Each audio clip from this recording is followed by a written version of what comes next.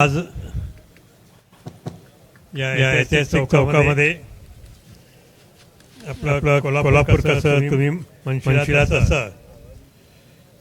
हे वाक्य ब्रीदवाक्य लक्षात ठेवून आणि आपल्या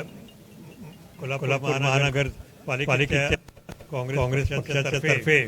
आज हा जाहीरनामा आज आपल्या पुढे ठेवण्यात येत आहे आणि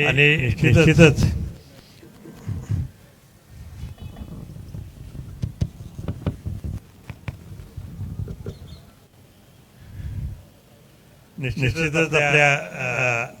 विविध विषयांवर त्यांनी त्याच्यावर उल्लेख केलेला आहे आणि मला खात्री आहे की येत्या 5 वर्षामध्ये त्यांच्या दिलेल्या शब्दाप्रमाणे ते आपलं काम करतील आणि कोल्हापूरच्या विकासामध्ये मोठी पुढच्या काही वर्षामध्ये निश्चित कायमपणे सुद्धा भर राहील अशी खात्री व्यक्त करतो.